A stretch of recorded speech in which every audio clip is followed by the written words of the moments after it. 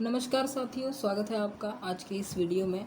आज के इस वीडियो में हम 11th फिजिक्स के first chapter units and measurement को समझने की कोशिश करेंगे। आइए शुरू करते हैं इस वीडियो को। जैसा कि आप सभी जानते हैं कि चैप्टर का नाम ही है यूनिट्स एंड मेजरमेंट, तो इसमें हमें कुछ यूनिट्स एंड फिजिकल क्वांटिटीज़ के मेजरमेंट की बातें चलेंगी। ठीक है, तो इस चैप्टर को शुरू करने से पहले हम एक इंट्रो से इस चैप्टर की शुरुआत करते हैं। Physics is a quantitative science where we measure various physical quantities during experiments in our day to day life. We need to measure a number of quantities: size of object, volume of liquid, amount of water, weight of vegetable or fruits, body temperature and length of clothes। ठीक है, तो physics जो है ये quantitative science है, यानी major करने का, काउंट करने का और नापने जोखने का एक साइंस है। ठीक है, जहाँ पर हम बहुत सारी फिजिकल क्वांटिटीज़ अपने एक्सपेरिमेंट में उन्हें मेजर करने की कोशिश करते हैं, और उन फिजिकल क्वांटिटीज़ को मेजर करने के लिए हमें यूनिट की ज़रूरत पड़ती है। देखो, अगर आप कोई चीज़ काउंट कर रहे हो तो वो ईजी है, आप काउंट कर सकते हो 1 2 3 4, लेकिन जब आप कोई चीज़ मेजर कर रहे होते हो तो उस केस में आपको यूनिट की ज़रूरत पड़ेगी। जैसे 5 kg वेजिटेबल है आपके पास, ठीक है, तो 5 किलोग्राम यह उस वेजिटेबल का वेट हो गया। ठीक है, सो ये जो 5 है यह हमारा वैल्यू होता है। जो भी नंबर्स होते हैं वो वैल्यूज़ होते हैं, और उस क्वांटिटी मतलब वो जो फिज़िकल क्वांटिटी है जैसे वेजिटेबल, उसको हम वेट करने के लिए जो यूनिट इस्तेमाल करेंगे, यूनिट का मतलब स्टैंडर्ड, मतलब जो तरीका हम इस्तेमाल करेंगे उस तरीके को हम यूनिट कहते हैं। यानी जो केजी, मीटर, सेंटीमीटर, ग्राम, किलोमीटर, ये सब जो है ये सब यूनिट है, एक तरीका है, यानी स्टैंडर्ड्स हैं। तो इन्हीं स्टैंडर्ड्स को हम यूनिट्स कहते हैं। This standards are called units. So इस दुनिया में जितने भी मीटर, किलोग्राम, ग्राम, सेकेंड, किसी भी फिजिकल क्वांटिटी को मेजर करने के लिए लगने वाला स्टैंडर्ड यूनिट कहलाएगा।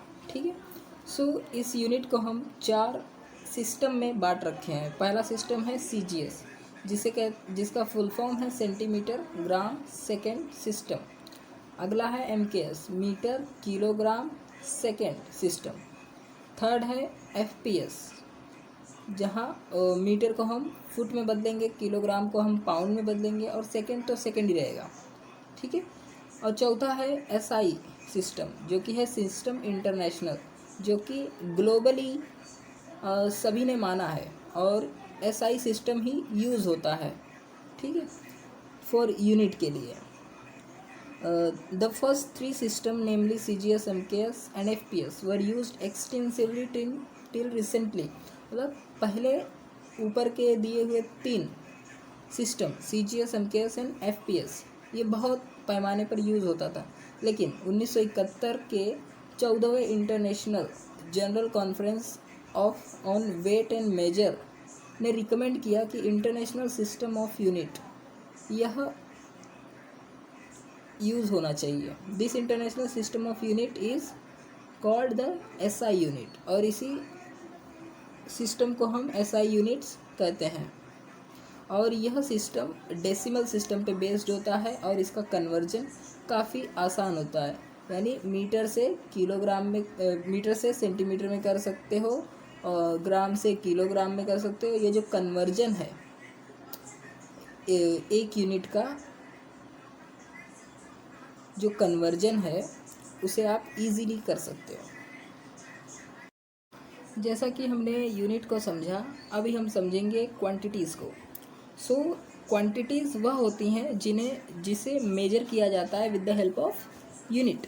ठीक है, तो पहली क्वांटिटी है fundamental quantities and fundamental units. तो फंडामेंटल क्वांटिटीज़ को मेजर करने के लिए जो यूनिट हम यूज़ करेंगे उसे फंडामेंटल यूनिट्स कहेंगे। इजी है। और फंडामेंटल क्वांटिटीज़ क्या होते हैं? तो फंडामेंटल क्वांटिटीज़ खुद के मेजरमेंट के लिए दूसरे क्वांटिटीज़ पर डिपेंड नहीं होते। जैसा कि फंडामेंटल क्वांटिटीज़ का डेफिनेशन ही कहता है, the physical quantities which do not depends on any other physical quantities for their measurement are known as fundamental quantities. और 7 फंडामेंटल क्वांटिटीज़ होते हैं, ठीक है। जैसे लेंथ अपने मेजर के लिए मास के यूनिट पे या फिर मास के क्वांटिटी पे डिपेंड नहीं करेगा। लेंथ तुम कभी किलोग्राम में नहीं नापोगे, है ना, और मास को कभी मीटर में नहीं नापोगे। तो उसका डेफिनेशन ही यही कहता है फंडामेंटल क्वांटिटी का कि मेरा मेजरमेंट किसी और क्वांटिटी या फिर उस क्वांटिटी के यूनिट्स पे डिपेंड नहीं करेगा, ठीक है। जैसे लेंथ को मीटर से मीटर है उसका यूनिट, मास का किलोग्राम, टाइम का सेकेंड, एंड टेम्परेचर का केल्विन, इलेक्ट्रिक करंट का एम्पियर, एंड लिमिनोसिटी का candela, and amount of substance का मोल। आई होप कि आप समझ रहे होंगे। चलिए आगे बढ़ते हैं। तुम मेरा मेजरमेंट कर रहे हो, ठीक है। Large number of quantities like speed एक डिराइव्ड क्वांटिटी है। क्योंकि इसके मेजरमेंट के लिए हमें मीटर यानी लेंथ फिजिकल क्वांटिटी लगेगी, प्लस टाइम जो कि सेकेंड यूनिट है उसका, वह क्वांटिटी के बिना हम स्पीड को मेजर नहीं कर सकते, है ना। सो स्पीड एक डिराइव्ड क्वांटिटी है जो कि मीटर एंड सेकेंड 2 यूनिट पे डिपेंड कर रही है। तो ऐसे क्वांटिटीज़ को हम डिराइव्ड क्वांटिटी कहते हैं, जो क्वांटिटी उन 7 फंडामेंटल क्वांटिटीज़ पर डिपेंड करती हैं खुद के मेजरमेंट के लिए, ठीक है। विच डिपेंड्स ऑन सम और all of the 7 fundamental quantities and can be expressed in term of the quantities. और उन्हें उन क्वांटिटीज़ का एक्सप्रेशन जो होगा वो भी किसके फॉर्म में होगा? फिजिकल क्वांटिटीज़ फंडामेंटल क्वांटिटीज़ के ही फॉर्म में होगा।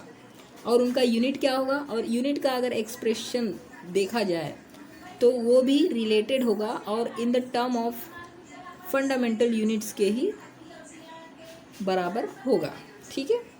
जैसे मीटर एंड पर सेकेंड दोनों क्या है? एक फंडामेंटल क्वांटिटीज़ हैं, क्वांटिटीज़ के यूनिट्स हैं, ठीक है।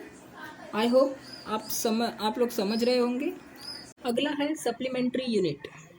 सप्लीमेंट्री यूनिट में पहला आता है प्लेन एंगल डी थीटा जो कि है 2D, ठीक है। और दूसरा आता है सॉलिड एंगल डी ओमेगा। ये प्लेन एंगल का 3D एनालॉग है, ठीक है। तो प्लेन एंगल डी थीटा यानी यह रेशियो है, किसका है? रेशियो है arc of the circle to the radius of the circle, यानी ds डिवाइड बाय आर। यह जो रेशियो है ये बराबर होगा इस एंगल के, ठीक है। सो अगला वाला समझने की कोशिश करते हैं, सॉलिड एंगल डी ओमेगा। उससे पहले मैं आपको बता दूं कि जो प्लेन एंगल डी थीटा है इसका हम मेजर रेडियन में करते हैं। यह इसका यूनिट है मेजर करने का, ठीक है। और इसे हम डिनोट कैसे करते हैं? तो इसे हम डिनोट करते हैं θ⁻⁶ के फॉर्म में, ठीक है। अगला है सॉलिड एंगल डी ओमेगा जो कि 3D एनालॉग है, किसका? 3D फॉर्म है इस प्लेन एंगल डी थीटा का, ठीक है। जहाँ पे डी ओमेगा जो है यह भी एक रेशियो है। किसका रेशियो है? तो यह रेशियो है area of the surface of the sphere to the square of radius of the sphere, ठीक है। D omega equals to D A divide by R square, ठीक है। अगर हम डी ओमेगा एक स्फेयर के लिए निकालना चाहें तो डी ओमेगा इक्वल्स टू, तो एक स्फेयर का सरफेस एरिया होगा 4 पाई आर स्क्वायर डिवाइड बाय उस स्फेयर का स्क्वायर ऑफ रेडियस, तो स्क्वायर ऑफ रेडियस, तो और स्क्वायर ऑफ रेडियस एंड यह स्क्वायर ऑफ रेडियस दोनों कैंसिल हो जाएंगे और आंसर आएगा 4 पाई। सो आंसर आएगा 4 पाई। तो एक स्फेयर के केस में हमारा सॉलिड एंगल डी ओमेगा क्या होगा, 4 पाई स्टीरेडियन के हिसाब स्टीरेडियन होगा, ठीक है। और ये एस आर यानी स्टीरेडियन क्या है, स्टीरेडियन है हमारा यूनिट, इधर लिखा है ना मेजर्ड इन स्टेरेडियन। स्टेरेडियन क्या है, यूनिट है, किसके मेजरमेंट के लिए, सॉलिड एंगल डी ओमेगा के लिए। और रेडियन क्या है, यूनिट है, किस क्वांटिटी को मेजर करने के लिए, plane angle D omega D theta के मेजरमेंट के लिए रेड या फिर रेडियन यूनिट है। वहीं सॉलिड एंगल डी ओमेगा के लिए मेजरमेंट के लिए यूनिट क्या है, स्टेरेडियन एस आर से डिनोट किया जाता है। आइए यूनिट के कन्वेंशन के बारे में समझने की कोशिश करते हैं। कन्वेंशन का मतलब होता है कि तरीका, किसी भी यूनिट को रिप्रेजेंट करने का तरीका क्या क्या हो सकता है, तो उसके 8 तरीके होते हैं, ठीक है। पहला तरीका है unit of every physical quantity should be represent by it's symbol. किसी भी यूनिट को अगर आपको लिखना है तो आप हमेशा उस यूनिट के सिंबल को लिखोगे, जैसे मीटर के लिए एम, सेकंड के लिए एस, न्यूटन के लिए कैपिटल एन, जूल के लिए कैपिटल जे, इस तरह से आप लिखोगे। अगला है full name of unit always start with a small letter. अगर आपको फुल फॉर्म लिखना है किसी भी यूनिट का तो हमेशा आप स्मॉल लेटर से स्टार्ट करोगे, जैसे स्मॉल लेटर से स्टार्ट है, देखो न्यूटन 1 जूल ऐसे। और आप कभी अगर 20 न्यूटन है तो आप कभी प्लूरल फॉर्म यूज़ नहीं करोगे, यानी 20 NS नहीं लिखोगे, 20 JS नहीं लिख सकते आप, ठीक है। अगला आप फुल स्टॉप नहीं लगा सकते हो, जैसे 25 kg है तो 25 kg के बाद आप फुल स्टॉप नहीं लगा सकते। अगला है अगर आपका कोई डिराइव्ड क्वांटिटी है, उस डिराइव्ड क्वांटिटी का यूनिट आप निकालते हो जो आता है मीटर पर सेकेंड स्क्वायर, तो आप इसको एक रेशियो में लिखोगे, m divide by second raise to minus second raise to 2 ऐसे आप लिख सकते हो, या फिर m थोड़ा सा स्पेस देके s रेस टू -2 लिख सकते हो। लेकिन आप m divide bye s divide by s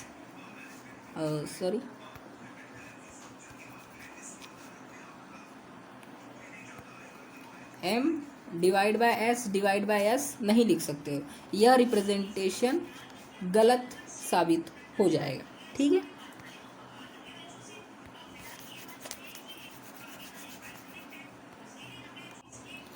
अगला छठवा कन्वेंशन क्या कहता है, छठवा कन्वेंशन आपको कहता है use of combination of unit and symbols for unit is avoided. Symbol for unit is avoided when physical quantity is expressed by combination of 2।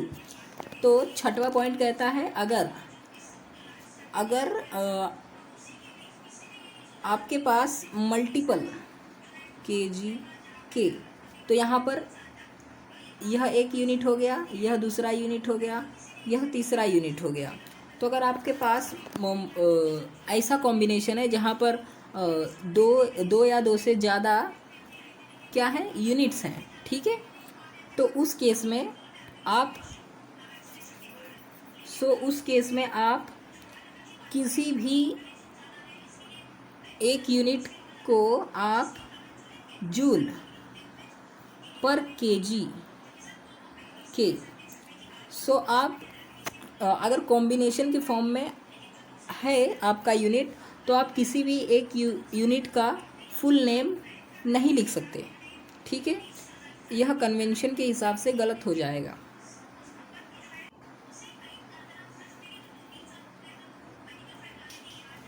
इसके बाद अगला कन्वेंशन क्या कहता है, a prefix symbol is used before the symbol of the unit.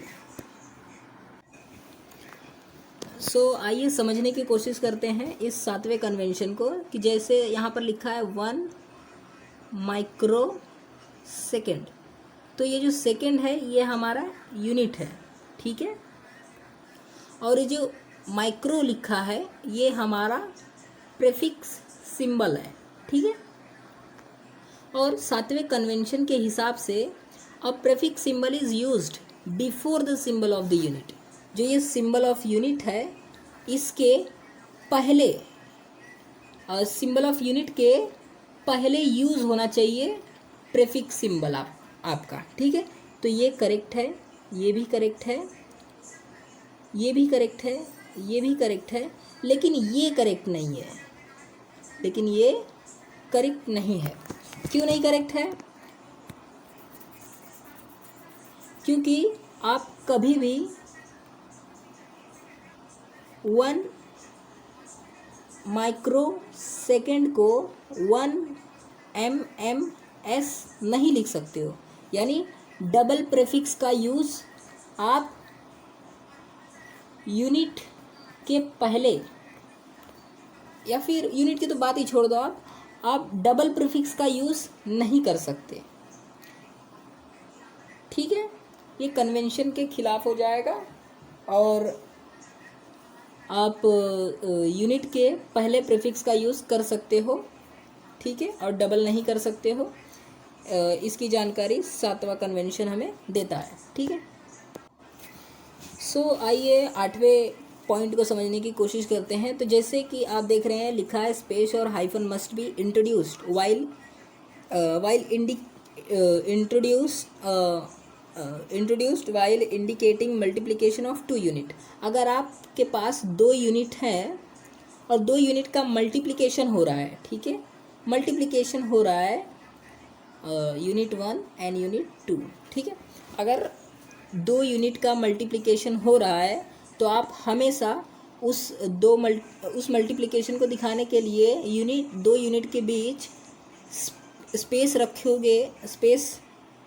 रखोगे या फिर उस 2 यूनिट के बीच आप हाइफन का यूज़ कर सकते हो।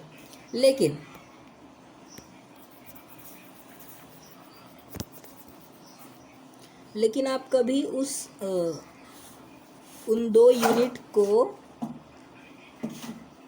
बिना स्पेस के एक साथ नहीं लिख सकते हो, ये कन्वेंशन के खिलाफ चला जाएगा। आई होप कि आप समझ रहे होंगे। चलिए आगे के टॉपिक को समझने की कोशिश करते हैं।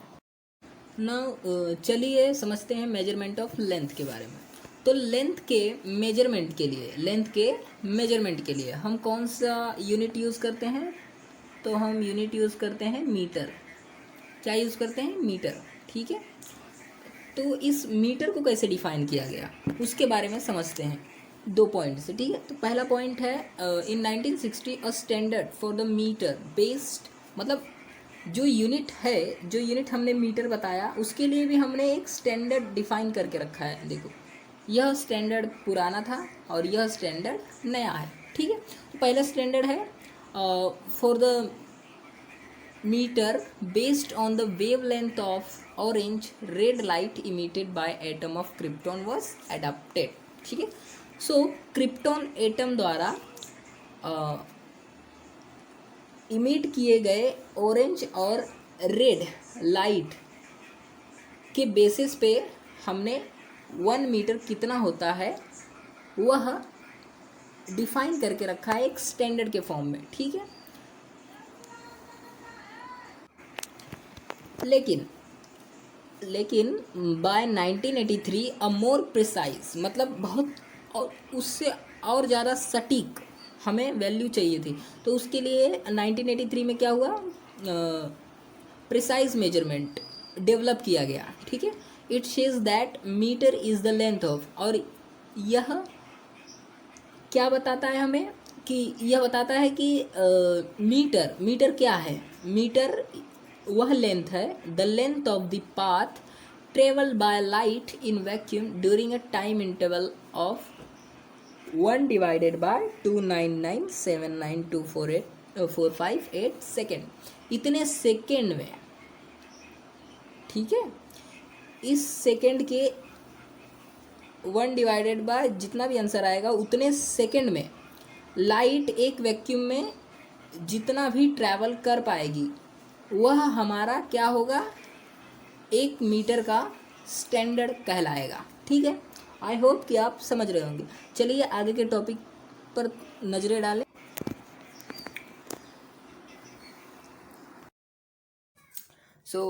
अगला टॉपिक है मेजरमेंट ऑफ लार्ज डिस्टेंस, ठीक है। इसे हम समझने की कोशिश करेंगे बाय पैरेलक्स मेथड। तो कंसिडर कीजिए कि 2 पॉइंट है जो कि सरफेस ऑफ द अर्थ, जो ये अर्थ है इसके सरफेस पे 2 पॉइंट है ए एंड बी, और उस 2 पॉइंट को जोड़ के हमारा बनता है बी, ठीक है। और ए और बी पे 2 ऑब्जर्वर हैं, ठीक है, जो कि ऑब्जर्व कर रहे हैं प्लैनेट यस को, ठीक है, एक साथ। तो यहाँ से जो लाइन ड्रॉ होगी उससे हम डी कह देते हैं, ठीक है। तो वी मेजर द एंगल, हमें क्या करना है, हमें मेजर करना है इस एंगल को, ये एंगल थीटा, ये कितना होगा। तो यह जो एंगल है ये किस मतलब किस बेसिस पे रिप्रेजेंट किया गया है, तो ए और बी के थ्रू जो ये लाइन क्रिएट हुई है, इस लाइन के वजह से इस एंगल को रिप्रेजेंट किया गया है। तो इस एंगल को हम कहेंगे पैरेलक्स एंगल। क्या कहेंगे, पैरेलक्स एंगल। जैसा कि जो ये प्लैनेट है ये अर्थ से बहुत दूर है, ठीक है।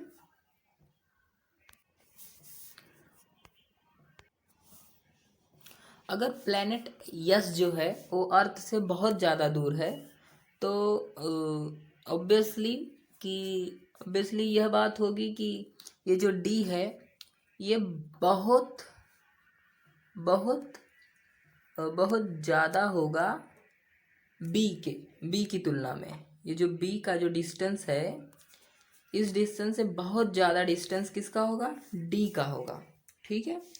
तो प्लेन एंगल डी थीटा के हिसाब से अगर हम थीटा की वैल्यू फाइंड करने जाएं तो वह होगा आर्क ऑफ दी सर्कल होता है, यानी यहाँ पर आर्क किसके थ्रू रिप्रेजेंट हो रहा है, तो यहाँ पर आर्क बी के थ्रू रिप्रेजेंट हो रहा है, तो B divide by capital D, है ना। और रेडियस किसके हिसाब से रिप्रेजेंट हो रहा है, तो रेडियस कैपिटल डी के हिसाब से, तो arc of the circle divide by radius of the circle, है ना। तो इसके थ्रू हमें जो भी आंसर मिलेगा वो हमेशा क्या होगा, 1 से कम होगा। वो कैसे, उसे समझने की कोशिश करते हैं। जैसे कि हमने अभी जाना कि ये जो बी का डिस्टेंस होगा वो बहुत ही कम होगा इन कंपैरिजन ऑफ डी के। तो अगर कोई भी स्मॉलेस्ट नंबर जब बिगर नंबर से डिवीजन होता है तो हमेशा उसका आंसर हमेशा क्या आएगा? 0.5। उसका आंसर हमेशा 1 से कम ही आएगा, समझे? हमें तो ये डिफाइन करना है ना? हमें तो ये डिफाइन करना है। तो हमारा फॉर्मूला अभी तक कहाँ पहुँचा है? Small D divide by capital D. हमें ये डिफाइन करना है। तो इस केस में फॉर्मूला क्या हो जाएगा? D equals to small D divide by theta. ये रहा, समझे? आई होप कि आप समझ गए होंगे। चलिए अगले टॉपिक को समझने की कोशिश। और हम थीटा को हमेशा रेडियन में लिखेंगे। सॉल्व करेंगे, उसका डिस्टेंस निकालेंगे तो हमेशा हम थीटा को रेडियन में ही लिखेंगे। अगला है measurement of the size of a planet और अ स्टार। पहले हम बात कर रहे थे कि दूरी यानी लेंथ हम फाइंड कर रहे थे। इस बार हम साइज फाइंड करेंगे। और साइज क्या होगा हमारा? साइज होगा हमारा आर्क ऑफ द सर्कल, है ना? आर्क ऑफ द सर्कल, जो कि प्लैनेट का जो यह डिस्टेंस है यही उस प्लैनेट का साइज होगा, है ना? तो हम इस डी को फाइंड करेंगे। तो हमारा फॉर्मूला क्या था? एंगल, यहाँ पर एंगल क्या है? यहाँ पर एंगल है एंगुलर डायमीटर। इसे क्या कहते हैं? इसे कहते हैं angular diameter of A planet. इस प्लैनेट के थ्रू, मतलब इस प्लैनेट का जो डायमीटर है, इसके वजह से क्रिएट हुआ एंगल एंगुलर डायमीटर कहलाता है। अब इसको कैसे फाइंड करते हैं? तो जैसे कि हम वहाँ पर थीटा फाइंड कर रहे थे, small D divide by capital D, उसी तरह यहाँ पर भी हम एंगुलर डायमीटर फाइंड करेंगे, small D divide by capital D, जहाँ पर डी हमारा डायमीटर ऑफ प्लैनेट है और कैपिटल डी हमारा दूरी है, जो कि प्लैनेट से दूसरे प्लैनेट अर्थ तक की दूरी है, ठीक है, जो कि कैपिटल डी से डिनोट की गई है। तो इस केस में हमें फाइंड करना है small D, means diameter of planet, size of planet. तो ये डी क्या होगा? इस केस में फॉर्मूला बन जाएगा हमारा, डी डिवाइड में है तो वहाँ पर इक्वल टू क्रॉस करेगा तो मल्टीप्लिकेशन के फॉर्म में अल्फा इंटू डी हो जाएगा। तो हमारा फाइनल फॉर्मूला होगा diameter of planet equal to angular diameter into distance from earth to planet. I hope कि आप समझ गए होंगे। चलिए आगे बढ़ते हैं। इस डायमीटर के थ्रू जो एक सिंगल पॉइंट यहाँ पे क्रिएट हुआ है, उस पॉइंट से जो ये एंगल क्रिएट हुआ है, इसे एंगुलर डायमीटर कहते हैं। इसे आप याद रखना, ठीक है। चलिए आगे बढ़ते हैं। आइए बात करते हैं measurement of distance to stars. अब अगर आप स्पेस में जाओ तो वहाँ पर ज़मीन नहीं है, ठीक है, तो आप मेजरमेंट कैसे करोगे? तो मेजरमेंट करने के लिए वहाँ पे एक ही मीडियम है, लाइट। और लाइट के ट्रैवल को ध्यान में रखकर हम मेजरमेंट कर सकते हैं, ठीक है।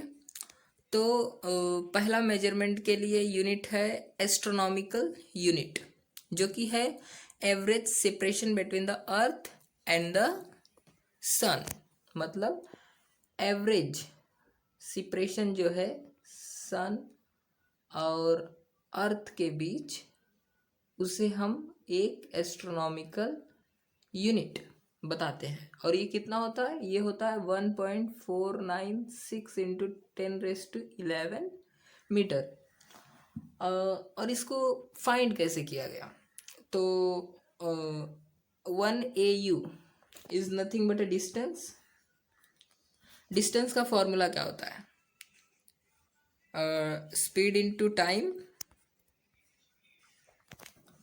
यहाँ पर जो ये स्पीड है, ये क्या है? ये लाइट की स्पीड है, ठीक है।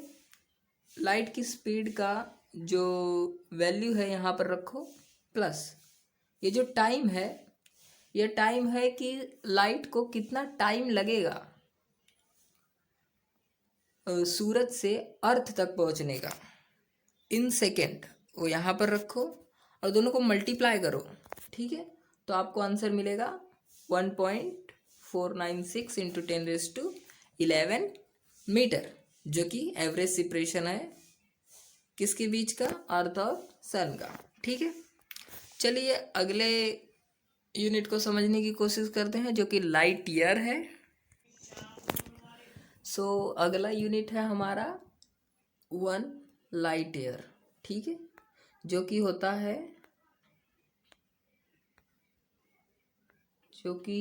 है हमारा 9.46 इंटू 10⁻15 मीटर।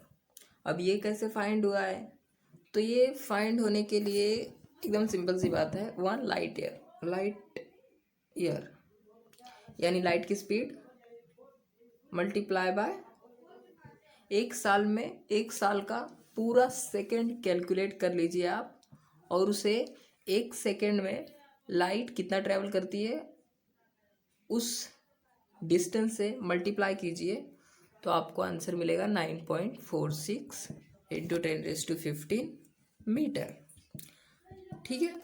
अब अगले यूनिट की बात करते हैं जो कि है 1 पारसेक। अब ये क्या है करते हैं, तो ये भी एक डिस्टेंस है, ठीक है। यह कौन सा डिस्टेंस है, तो यह डिस्टेंस है the distance at which an arc of length of an one astronomical unit subtends an angle of 1 second at point is called parsec. मतलब ये जो एक यूनिट का, एक एस्ट्रोनॉमिकल यूनिट का जो लेंथ है उसे लेंथ ऑफ एन आर्क समझा गया, ठीक है। इस लेंथ के वजह से जो आप लाइन खींचोगे उस लाइन के वजह से एक सेकंड का एंगल क्रिएट होना चाहिए, ठीक है। उस एक सेकंड के एंगल जहाँ पर क्रिएट होगा उस पॉइंट से लेके यहाँ तक का डिस्टेंस क्या कहलाएगा हमारा, एक पारसेक कहलाएगा, ठीक है। उसी लेंथ को हम आर डिनोट करते हैं। अब उस आर को हम फाइंड करने की कोशिश करते हैं। फॉर्मूला क्या होता है डिस्टेंस का फॉर्मूला होता है length of an arc divide by angle, है ना, ये फॉर्मूला बनता है।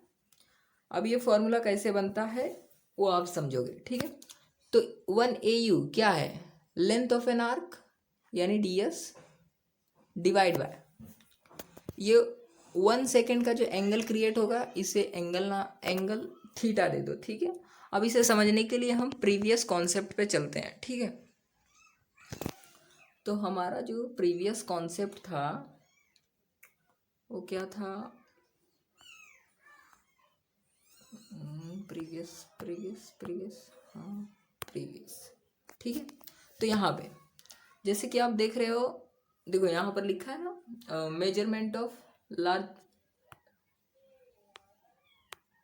Large distance, okay, measurement of large distance. यहाँ पर फॉर्मूला देखो क्या है, capital D equals to B divide by theta. तो B क्या है हमारा, आर्क ऑफ लेंथ। हम 1 पारसेक के केस में आर्क ऑफ लेंथ हमारा क्या है, 1 एस्ट्रोनॉमिकल यूनिट, ठीक है, डिवाइड बाय, ठीक है। यहाँ पर क्या लिखा है थीटा, वहाँ पर थीटा क्या है 1 सेकेंड का, जिसे हम रेडियन में डिनोट करेंगे, ठीक है। आई होप कि आप वह फॉर्मूला कैसे आया वो समझ गए होंगे। चलिए वहाँ पर चलते हैं हम अपने कॉन्सेप्ट पे, तो यहाँ पर आ गए, ठीक है। आई होप कि आप समझ गए होंगे यह फॉर्मूला कैसे आया, 1 astronomical unit divide by 1 second का एंगल, जिसे हम रेडियन में मेजर करेंगे। तो 1 एस्ट्रोनॉमिकल यूनिट हमें पता है कितना होता है भाई साहब, वो तो होता है 1.496 इंटू 10⁻11, ठीक है। उसके बाद हम कन्वर्ट करेंगे किसको, 1 सेकेंड के डिग्री को हम रेडियन में कन्वर्ट करेंगे, तो उसका आंसर होता है 4.847 इंटू 10⁻⁻6। और जब हम इसे सॉल्व करेंगे तो हमारे पास आंसर मिलेगा 3.08 इंटू 10⁻16 मीटर, जो कि हमारा डिस्टेंस होता है। क्या होता है, डिस्टेंस होता है। डिस्टेंस होता है आर का, और इसी आर को हम क्या कहते हैं, 1 पारसेक, जो हमारा आंसर निकल के आया 3.08 इंटू 10⁻16 मीटर, ठीक है। अब बात करते हैं 1 पारसेक को कैसे डिनोट किया जाता है। तो 1 पारसेक को डिनोट किया जाता है पीसी से, 1 एस्ट्रोनॉमिकल को डिनोट किया जाता है एयू से, और लाइट ईयर को तो यहाँ पर लिखा ही नहीं है, ठीक है, लाइट ईयर को लाइट ईयर ही लिखा जाता है दोस्तों। तो आइए बात करते हैं 1 पारसेक को आप लाइट ईयर में कैसे कन्वर्ट कर सकते हो। तो सिंपल सी बात है, 1 पारसेक का जो भी वैल्यू है उसे लाइट ईयर से डिवाइड कर दो। तो 10⁻15, 10⁻16 डिवाइड होगा तो 10 बचेगा। अब ये 10 किससे इंटू होगा, 3.08 से, ठीक है, 3.08 से मल्टीप्लाई होगा, ठीक है। अब मल्टीप्लाई होके हो जाएगा आंसर 30.8। अब इसे 9.4, नीचे क्या बचेगा 9.46, इससे डिवाइड करो, आंसर आएगा तुम्हारा 3.26, ठीक है, जो कि तुम्हारा 1 पारसेक का लाइट ईयर बताएगा। यानी ये बताएगा कि अगर 1 पारसेक का 1 पारसेक की जो दूरी है उसे कवर करने में लाइट को 3.26 लाइट ईयर लगेगा। आई होप कि आप समझ गए होंगे। चलिए आगे के टॉपिक कवर करते हैं।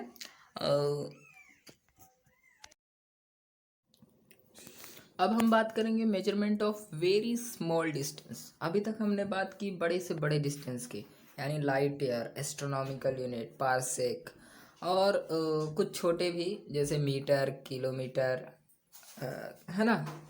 सो अब हम बात करेंगे वेरी स्मॉल डिस्टेंस, यानी इतना स्मॉल डिस्टेंस जिसे हम वर्नियर्स, कैलिपर, स्क्रू गेज, इन सब चीज़ों से नहीं मेजर कर सकते।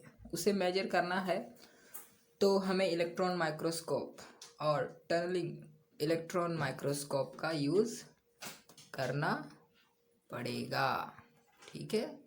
अगर साइज ऑफ एटम है तो तुम इंची टेप लेके थोड़ी नापोगे उस चीज़ को, इलेक्ट्रॉन को इंची टेप से थोड़ी नाप पाओगे। आपको अगर मेजर करना है तो इलेक्ट्रॉन माइक्रोस्कोप का यूज़ करना ही पड़ेगा।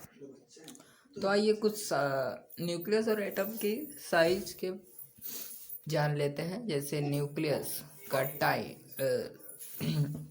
जो साइज है होता है 1 फर्मी, यानी 10⁻15 मीटर, और एटम का साइज होता है 10⁻−10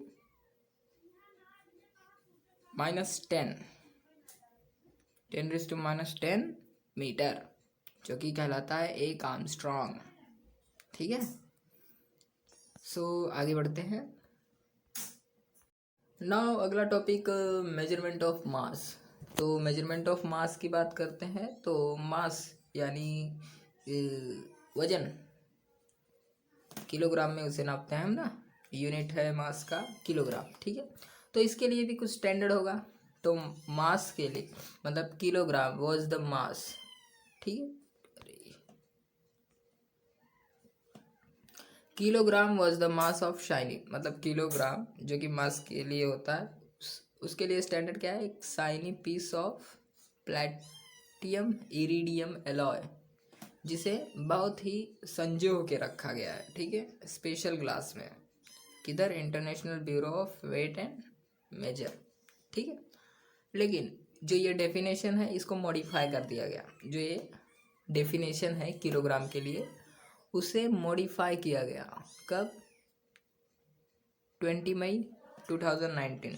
10 किलोग्राम मास क्या हो गया फिर, डिस्क्राइब किया गया amount of current which has to pass through an मतलब इलेक्ट्रोमैग्नेट में कितना करंट पास हो सकता है, उसके बेसिस पे इस डेफिनेशन को 1 किलोग्राम बताया गया, ठीक है। ये तो हो गया मास के हिसाब से। अब अगर बहुत छोटा मास है, मतलब 1 ग्राम से भी कम, उस केस में हम क्या करें? तो उस केस में while dealing with mass of atom और मॉलिक्यूल्स, ये तो किलोग्राम में नहीं होंगे, ग्राम में नहीं होंगे ना, तो इनके लिए हम क्या कर सकते हैं? तो इनके लिए केजी जो है, जो किलोग्राम यूनिट है, इनकन्वेनियंट है, ठीक है, सहायक नहीं है। तो इस केस में हम क्या करते हैं?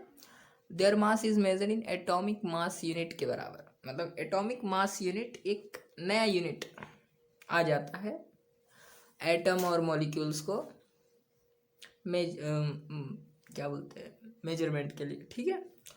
तो 1 AMU यानी एटॉमिक मास यूनिट कितना होता है?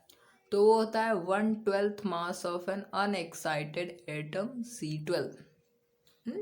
कार्बन 12 का 1/12वां, 1/12वां हिस्सा एक एटॉमिक मास यूनिट के बराबर होता है, जो कि होता है 1.66054002 मल्टीप्लाई बाय 10⁻⁻27। ये 10⁻27 नहीं लिखा है दोस्तों, लिखा है 10⁻⁻27, ठीक है, केजी।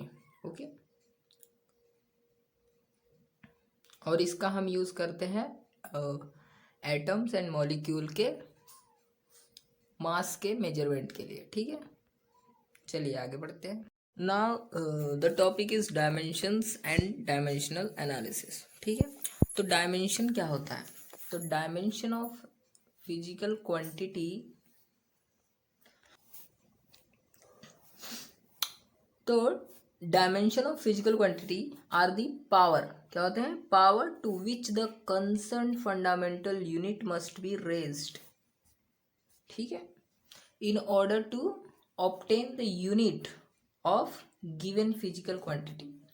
तो डायमेंशन एक ऐसा रिप्रेजेंटेशन होता है जहाँ पे कंसर्न फंडामेंटल यूनिट जो है, लेंथ, मास, टाइम, जो कि कंसर्न है, ठीक है, इन फंडामेंटल यूनिट के रेस टू में सम कुछ पावर होते हैं, ठीक है,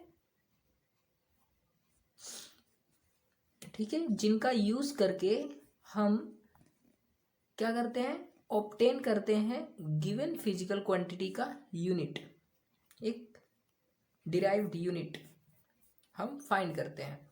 इसी रिप्रेजेंटेशन को हम डायमेंशन कहते हैं। आइए कुछ फिजिकल क्वांटिटी और उसके फॉर्मूला और एसआई यूनिट और डायमेंशनल फॉर्मूला को समझने की कोशिश करते हैं। तो फर्स्ट है डेंसिटी। इसका फॉर्मूला, इसका जो साइन है ऐसे रिप्रेजेंट किया जाता है और इसका फॉर्मूला है मास अपॉन वॉल्यूम।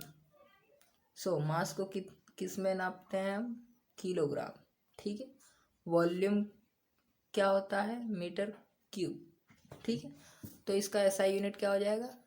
केजी, यानी किलोग्राम, डिवाइड का मतलब पर, ठीक है, क्यूबिक मीटर, इसका एसआई यूनिट हो जाएगा डेंसिटी का।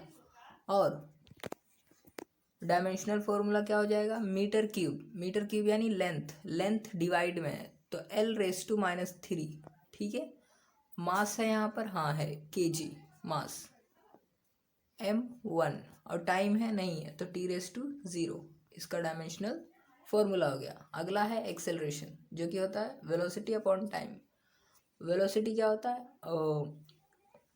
मीटर पर सेकेंड, तो टाइम इंटू टाइम हो जाएगा, यानी सेकेंड स्क्वायर हो जाएगा, है ना।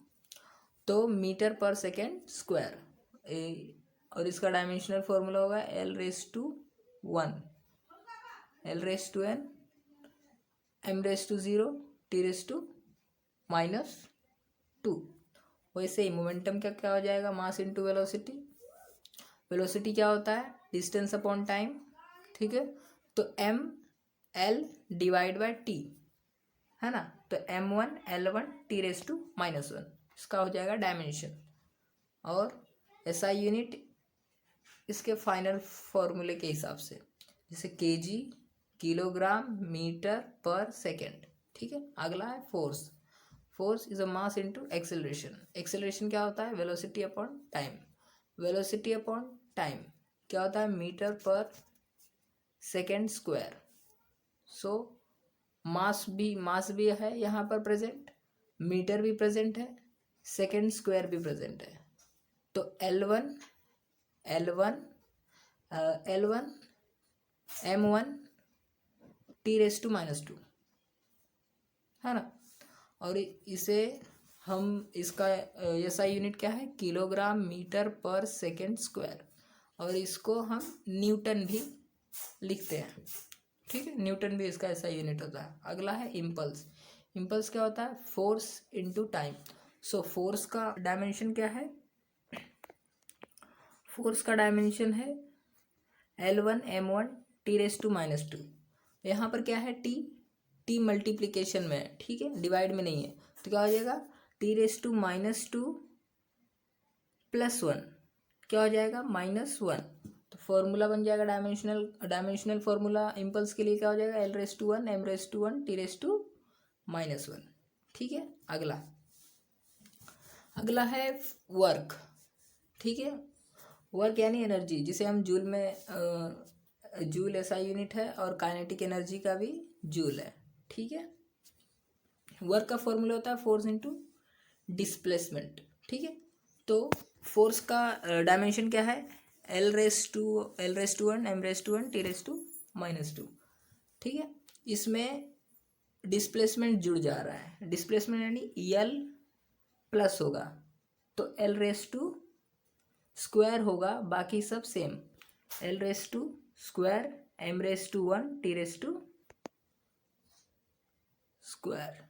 है ना, T⁻², हाँ T⁻²। अगला है काइनेटिक एनर्जी, जो कि होता है ½ mv²। ये जो हाफ है ये कांस्टेंट है, इसे हम नहीं लेंगे, ठीक है, mv² रहेगा बस। और ये भी, इसका भी SI यूनिट क्या है, जूल है, तो इसका भी डायमेंशनल सेम होगा, किसके सेम होगा, वर्क के सेम, L⁻², M⁻1 T⁻²। अगला है प्रेशर, ठीक है। प्रेशर का फॉर्मूला होता है force upon area, force upon area.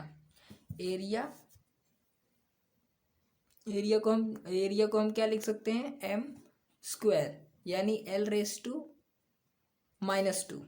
ठीक है। तो फोर्स का फॉर्मूला क्या है,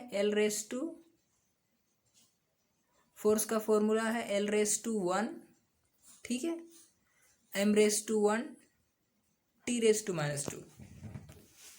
तो L⁻1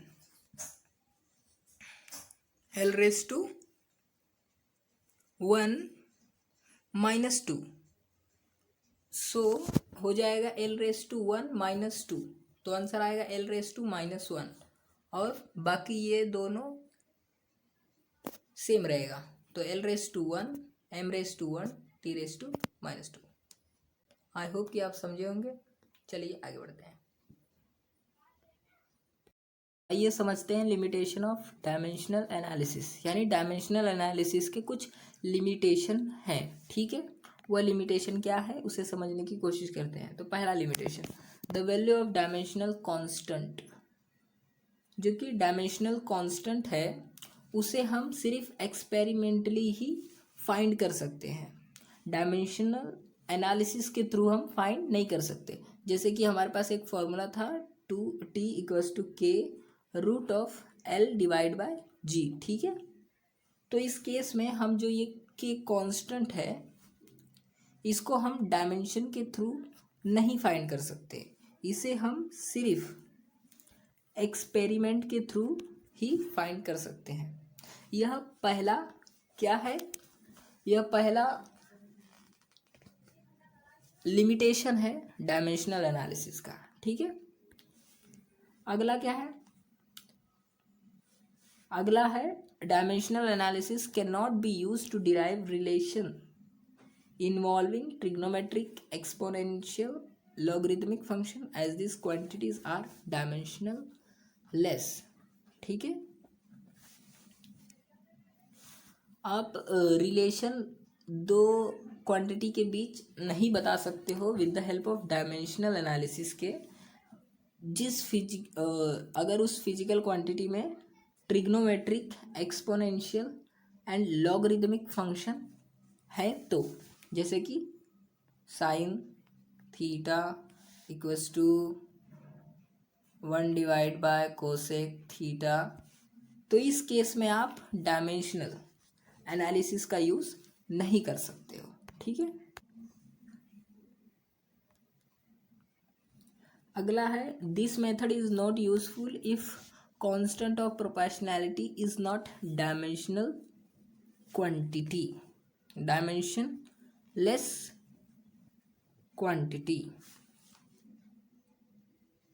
और ये मेथड यूजफुल नहीं होगा अगर जो कांस्टेंट ऑफ प्रोपोर्शनैलिटी है ये क्या है, ये डायमेंशन लेस क्वांटिटी हो। ठीक है, इस चीज को समझने के लिए आपको समझना पड़ेगा कि ये जो जी है, ये जी कांस्टेंट जो है ये डायमेंशनल लेस क्वांटिटी नहीं है। मतलब जो जी है ये इसका भी एक डायमेंशन है। जैसे जी का डायमेंशन आप निकालने जाओ तो मान लो जी का फॉर्मूला अगर आप यहाँ से निकालना चाहो तो हो जाएगा answer f into R square divide by m1 m2। ठीक है ना। अगर इस पूरे को आप यहाँ पे रखो तो m1 m2 इसको कैंसिल कर देगा, ये आर स्क्वायर इस आर स्क्वायर को कैंसिल कर देगा और बचेगा सिर्फ f, और ये f इस f के बराबर तो है ही है। ठीक है, तो इस केस में आप जो डायमेंशनल एनालिसिस है उसका यूज़ करना ठीक नहीं होगा, यूजफुल ही नहीं होगा। क्यों? क्योंकि जो ये g है is not a dimensional less quantity. Dimensional less का मतलब ऐसी क्वांटिटी जिसका डायमेंशन ही नहीं है। लेकिन उसके पहले देखो क्या लिखा है, नॉट अ डायमेंशनल, मतलब जी का एक डायमेंशनल क्वांटिटी है, जिसकी वजह से आपका जो डायमेंशनल एनालिसिस है इस पे यूजफुल नहीं है। अगला है if the correct equation contain same more term of the same dimension, it is not possible to know about their presence using dimensional equation। मतलब डायमेंशनली ये भी करेक्ट है और ये भी करेक्ट है, यही डायमेंशनल एनालिसिस का लिमिटेशन थे इतने। ठीक है, देखो जैसे लिखा है यस इक्वल टू हाफ क्या कांस्टेंट, इसको हटा दो एटी स्क्वायर, यहाँ पर भी एटी स्क्वायर, हाफ हटा दो यूटी। ये भी डायमेंशनली करेक्ट होगा और ये भी डायमेंशनली करेक्ट होगा। ठीक है, तो इन दोनों के प्रेजेंस के बारे में मतलब कौन सा सही है, इसमें बहुत कन्फ्यूजन आप क्रिएट कर लोगे। तो ये जो है ये लिमिटेशंस होते हैं dimensional use of dimensional analysis के बारे में। तो पहला यूज़ है to check the correctness of physical equation. ठीक है, if the dimension of all the term on both side are the same then that equation is said to be dimensionally correct. अगर कोई भी इक्वेशन है उसका LHS side और RHS side dimensionally equal है तो वह इक्वेशन क्या कहलाएगा, डायमेंशनली करेक्ट कहलाएगा। तो आइए ये जो इक्वेशन दिया है v equals to u plus a t, इसे डायमेंशनली चेक करते हैं कि ये करेक्ट है या फिर नहीं। सो हम v के लिए डायमेंशन निकाले तो v क्या होता है, v equals to distance upon time, है ना। तो डिस्टेंस को हम नापते हैं l में और इसे हम t में। तो t क्या है, डिवाइड में है, तो t जब ऊपर मल्टीप्लाई करोगे तो ये जो 1 है ये माइनस में बदल जाएगा, है ना। तो डायमेंशन क्या निकलेगा इसका, l t⁻⁻1। उसी तरह u का हम निकालेंगे तो u क्या है, u भी एक वेलोसिटी है लेकिन वो इनिशियल वेलोसिटी है। ठीक है, तो उसका भी क्या आ जाएगा फॉर्मूला, l t⁻⁻1। अब ए टी का निकालते हैं। ए यानी ए टी में देखो दो टर्म है, ए एंड टी। ए यानी एक्सेलरेशन, टी यानी टाइम। तो टाइम के लिए डायमेंशन हो जाएगा टी, एक्सेलरेशन के लिए डायमेंशन हो जाएगा L T raise to minus two. Acceleration का फॉर्मूला क्या होता है? डिस्टेंस अपॉन टाइम का स्क्वायर। तो टाइम डिस्टेंस अपॉन टाइम का स्क्वायर। ए का फॉर्मूला होता है डिस्टेंस अपॉन टाइम का square, L divide by T raise to two. और जब ये टी रेस टू टू ऊपर जाएगा तो क्या हो जाएगा? L one T raise to minus two. ठीक है, और यही टी रेस टू वन से, जो कि है इस टी का डायमेंशन, इससे मल्टीप्लाई होके क्या हो जाएगा? L T raise to minus one. ठीक है, सो डायमेंशनली हमारे पास क्या आ गया है फॉर्मूला? डायमेंशनली हमारे पास इक्वेशंस आ गए हैं। डायमेंशनली हमारे पास इक्वेशन आया है L T raise to minus one equals to L T raise to minus one plus L T raise to minus one. और जब इन दोनों को प्लस करोगे आप तो हो जाएगा two into L T raise to minus one. तो ये क्या है? L T raise to minus one. तो ये क्या है? टू। टू जो है ये कांस्टेंट है। ठीक है, तो इसको नहीं लेंगे हम। L T raise to minus one, L T raise to minus one both क्या है? इक्वल है। तो हम क्या कह सकते हैं? L H S equals to R H S, यानी यह जो इक्वेशन है ये डायमेंशनली करेक्ट है। ठीक है, तो आइए अगले यूज़ की बात करते हैं, जो कि है डायमेंशनल एनालिसिस का अगला यूज़। क्या है वो?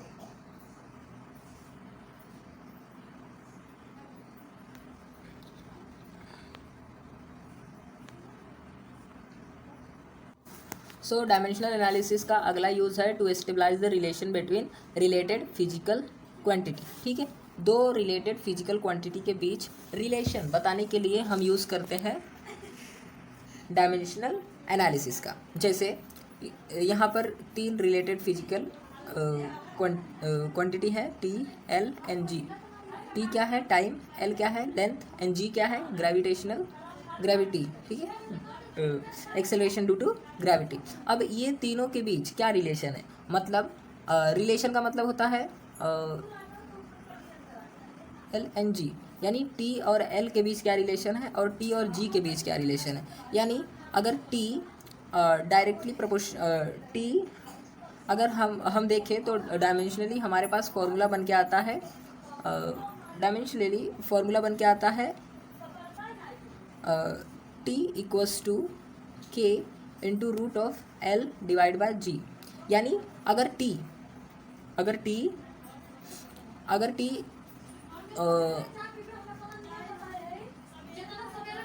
तो हम कह सकते हैं कि टी डायरेक्टली प्रोपोर्शनल है रूट एल के, है ना। यानी अगर टी 2 से बढ़ेगा तो जो रूट एल है वो 2 के हाफ से बढ़ेगा। ठीक है, मतलब टी बढ़ेगा तो रूट एल भी बढ़ेगा। ठीक है, और लेकिन ये रूट से बढ़ेगा। ठीक है, रूट के हिसाब से बढ़ेगा। और ये जो टी है अगर ये घटेगा तो ये रूट एल क्या होगा? ये भी घटेगा। ठीक है, अगला क्या है? टी इनवर्सली प्रोपोर्शनल होगा रूट जी के, है ना, इस फॉर्मूले के थ्रू। तो क्या है? जैसे टाइम बढ़ेगा, जैसे टाइम बढ़ा वैसे ही क्या होगा? वैसे ही जो एक्सेलरेशन ड्यू टू ग्रेविटी है वो घटेगी। ठीक है, और टाइम अगर घटा तो एक्सेलरेशन ड्यू टू ग्रेविटी जो है वो बढ़ेगी। तो ये जो घटने बढ़ने का जो कॉन्सेप्ट है इसी को हम रिलेशन कहते हैं, कि मतलब अगर एक क्वांटिटी बढ़ रही है तो दूसरी क्वांटिटी भी बढ़ रही है, मतलब डायरेक्ट रिलेशन है उन दोनों के बीच। ठीक है, और अगर एक क्वांटिटी घट रही है और दूसरी क्वांटिटी बढ़ रही है, ठीक है, तो ये क्या इनवर्स रिलेशन है दो फिजिकल क्वांटिटी के बीच। ठीक है, तो यही रिलेशन फाइंड करने के लिए हम यूज़ करते हैं डायमेंशनल एनालिसिस का। तो आइए इस रिलेशन को समझने की कोशिश करते हैं बाय डायमेंशनली। ठीक है, तो यहाँ पर जैसे लिखा है टी जो है डायरेक्टली प्रोपोर्शनल करेगा length something raise to A. ठीक है, और gravity something raise to B. हमें ए और बी नहीं पता है, हम डायमेंशनली ए और बी फाइंड करेंगे। ठीक है, तो आइए शुरू करते हैं। तो इक्वेशन क्या बनेगा, जब हम प्रोपोर्शनलिटी का साइन हटाएंगे तो हमें कुछ कांस्टेंट रखना पड़ेगा। तो फॉर्मूला क्या बन जाएगा, T equals to K into L raise to A and G raise to B. ठीक है। सो आइए तीनों का डायमेंशन निकालते हैं हम। तो टी का डायमेंशन निकल के आएगा एल 0 टी रेस टू 1। पहले एम था, लेकिन जो आर एच एस साइड है हमारा, वहाँ पे एम है ही नहीं, और यहाँ पर भी एम 0 है, तो हम एम हम नहीं लेंगे तो भी चलेगा। तो टाइम का डायमेंशन हमने लिख दिया L raise to 0 T raise to 1, और कांस्टेंट का कांस्टेंट ही रहेगा। ठीक है। और एल और जी दोनों का हम डायमेंशन लिखेंगे, जो कि होगा एल का हो जाएगा एल रेस टू 1, और एक्सेलरेशन ड्यू टू ग्रेविटी का हो जाएगा L T raise to -2 whole bracket B. ठीक है। अब ये क्या होगा, सो के उसके बाद क्या है, एल 1 इंटू ए मतलब ए। ठीक है। और ये क्या है, L into T raise to -2, और बाहर भी लिखा है, तो यहाँ पर भी यहाँ पर भी। ये दोनों यल है, यानी इन दोनों में मल्टीप्लिकेशन होगा, और मल्टीप्लिकेशन के केस में हमेशा उनका जो पावर होता है, अगर दोनों सेम है एल एल, तो उनका जो पावर है वो प्लस होता है। तो हमने लिख लिया L raise to A plus B, और टी क्या हो जाएगा, टी -2 बी। और यहाँ पर क्या लिखा है, L raise to 0 and T raise to 1। तो ये -2 बी किसके बराबर होगा, 1 के बराबर होगा। ठीक है, जो हमने यहाँ पर लिखा है। और a प्लस बी जो हमारा ये आंसर निकला लास्ट में, जब ये दोनों मल्टीप्लाई होंगे, ठीक है, जब ये दोनों मल्टीप्लाई हो जाएंगे तो इनका आंसर हो जाएगा एल ए प्लस बी, और ये a प्लस बी किसके बराबर होगा, इस 0 के बराबर होगा, जो कि हमने यहाँ पर लिखा है। ठीक है। इसी के थ्रू हम क्या करेंगे, a और b, a एंड b दोनों को क्या करेंगे, फाइंड कर लेंगे। ठीक है। अब जब दोनों को हम फाइंड कर लेंगे, ठीक है, ए और बी दोनों को हम फाइंड करनी है। ठीक है। ए हमें कितना मिला, 1/2, और बी कितना मिला, -1/2। ठीक है। हमें ए मिला 1/2, बी मिला -1/2। अब इसको हम ये जो इक्वेशन है इसमें पुट करेंगे, तो हमें क्या आंसर मिलेगा, हमें आंसर मिलेगा T equals to K L raise to 1/2 into G raise to -1/2। अब रेस टू 1/2 का मतलब क्या होता है, वो जो नंबर है, जिस नंबर के ऊपर 1/2 लिखा है, वो रूट में चला जाएगा। ठीक है, वो रूट में चला जाएगा। यानी अब हमारा फॉर्मूला क्या बन जाएगा, T equals to K into root of L into, और ये हो जाएगा 1/√of जी, जो कि मल्टीप्लाई होने के बाद फाइनल आंसर हमारा ये आएगा। और ये जो के है हम इसे एक्सपेरिमेंटली कैलकुलेट करेंगे, जो कि होगा 2π। ठीक है। सो अब हम जानेंगे डायमेंशनल एनालिसिस के कुछ लिमिटेशन। ठीक है। आइए समझने की कोशिश करते हैं कि आप डायमेंशनल एनालिसिस के थ्रू कन्वर्जन फैक्टर को कैसे फाइंड कर सकते हो। आइए समझते हैं पहले कन्वर्जन फैक्टर क्या होता है। जैसे 1 किलोग्राम, ठीक है, 1 किलोग्राम इक्वल्स टू 1000 ग्राम। ठीक है। सो 1 किलोग्राम इक्वल्स टू 10⁻³ ग्राम लिख सकते हैं। ठीक है। तो ये जो 10⁻³ है, ये कन्वर्जन फैक्टर होता है। क्या होता है, कन्वर्जन फैक्टर। ये जो 10⁻³ नंबर है, ये है हमारा कन्वर्जन फैक्टर, जो कि 1 किलोग्राम को ग्राम में कन्वर्ट कर सकता है। ठीक है। वैसे ही 1 ग्राम इक्वल्स टू 1/1000 किलोग्राम, यानी 1 ग्राम इक्वल्स टू 1/10⁻³ किलोग्राम। और मैं क्या लिख सकता हूँ, 1 ग्राम इक्वल्स टू 10⁻⁻13 किलोग्राम। सो ये -13 रुक जाओ जस्ट 1 मिनट। तो जो ये -3 10⁻³ ये जो नंबर है ये मेरा क्या है, कन्वर्जन फैक्टर, जो कि 1 ग्राम को हाउ मच किलोग्राम होगा उसमें कन्वर्ट कर रहा है। तो जो चीज़, जो कांस्टेंट तुम्हें एक सिस्टम से दूसरे सिस्टम में कन्वर्ट करने में हेल्प करे उसे तुम कहोगे कन्वर्जन फैक्टर। ठीक है। सो जैसे मैंने लिखा था 1 किलोग्राम इक्वल्स टू 10⁻³ ग्राम। ठीक है। तो 1 किलोग्राम जो है ये मेरा एसआई सिस्टम है, एसआई सिस्टम रिप्रेजेंटेशन है किसका, मास का। ठीक है। और ये जो ग्राम मैंने लिखा है ये मेरा सीजीएस क्या है, सीजीएस सिस्टम रिप्रेजेंटेशन है किसका, मास का। तो ठीक है, जो मास फिजिकल क्वांटिटी है इसको एसआई यूनिट से सीजीएस में यानी एक सिस्टम से दूसरे सिस्टम में कन्वर्ट करने के लिए जो फैक्टर लग रहा है उसे आप डायमेंशनल एनालिसिस के थ्रू फाइंड कर सकते हैं। तो आइए उसे फाइंड करने का जो प्रोसेस है उसे समझने की कोशिश करते हैं। ठीक है। सो जैसे यहाँ पर वर्क जो है उसे क्या है, वर्क क्या है, डिराइव्ड क्वांटिटी। ठीक है। उस फिजिकल क्वांटिटी को उस फिजिकल क्वांटिटी मीन्स वर्क को एसआई यूनिट से सीजीएस यूनिट में, ठीक है, सीजीएस यूनिट में कन्वर्ट करने के लिए क्या फैक्टर लगेगा, मतलब कन्वर्जन फैक्टर क्या होगा उसे हम फाइंड करने की कोशिश करेंगे with the help of dimensional analysis. ठीक है।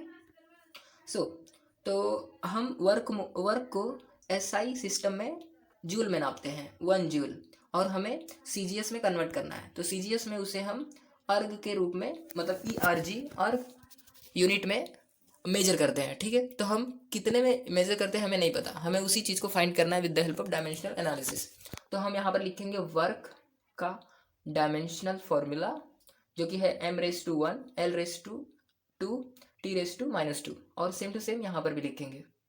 ये जो हमारा ये जो 1 लिखा है नीचे वो इंडिकेट करेगा एसआई यूनिट का सिस्टम, और ये जो हमारा 2 लिखा है वो रिप्रेजेंट करेगा सीजीएस का। ठीक है। तो हमें यह एक्स फाइंड करना है, कन्वर्जन फैक्टर। तो ये टर्म क्या हो जाएगा, ये इक्वल टू क्रॉस करके वहाँ पर जाएगा और डिवाइड आ जाएगा। ठीक है, डिवाइड में हो जाएगा। ठीक है। अब जितने भी मतलब एम रिलेटेड फिजिकल यूनिट है उसे हम बॉक्स में डाल देंगे और उसका पावर जो है तो सेम ही रहेगा, 1 2 एंड -2। अब हम क्या करेंगे, जो 1 से इंडिकेट कर रहे हैं हम यूनिट, उसे हम एसआई यूनिट में कन्वर्ट करेंगे, जो कि है मास को कन्वर्ट करो। एसआई ये ऊपर वाला क्या होगा, एसआई यूनिट, एंड नीचे वाला सीजीएस यूनिट। ठीक है। तो मास को कन्वर्ट करेंगे तो केजी, और मास को सीजीएस में कन्वर्ट करेंगे तो ग्राम, लेंथ को एसआई यूनिट में कन्वर्ट करेंगे मीटर, और L2 को सीजीएस में कन्वर्ट करेंगे तो सेंटीमीटर, और टाइम तो सेम रहता है दोनों सिस्टम में, तो सेकेंड। ठीक है। अब क्या होगा, अब हम इसे सॉल्व करने के लिए किलोग्राम को ग्राम में कन्वर्ट करते हैं। तो 1 किलोग्राम कितना ग्राम होता है, तो 10⁻³ ग्राम होता है। तो ग्राम गेट कैंसिल। ठीक है, यानी ग्राम 1 जा ग्राम, 1 आ गया वहाँ पे, समझे, कैंसिल हुआ, 1 आ गया वहाँ पे। और मीटर कितने सेंटीमीटर होता है, तो 100 सेंटीमीटर, तो सेंटीमीटर गेट कैंसिल। और 1⁻² मतलब ये हो जाएगा डिवाइड बाय 1, तो 1 लिखने की जरूरत भी नहीं है हमें। 1⁻², 1 का स्क्वायर क्या होता है, 1 ही होता है ना, 1 का स्क्वायर 1 ही होता है। ओके, सो 1 ही लिखने की जरूरत नहीं। तो हम क्या लिखेंगे, 10⁻³ क्या हो जाएगा, 10⁻3। 100 को हम क्या लिख सकते हैं, 10⁻²।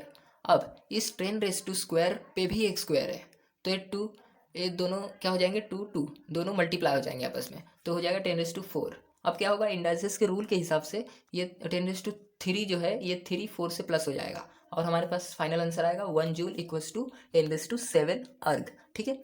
तो वर्क को जब हम एसआई यूनिट में मेजर करते हैं तो उसे हम लिखते हैं 1 जूल, और वहीं जब वर्क को हम सीजीएस में मेजर करते हैं तो उसे हम लिखते हैं अर्ग, और वो कितना होता है, 10⁻7 अर्ग।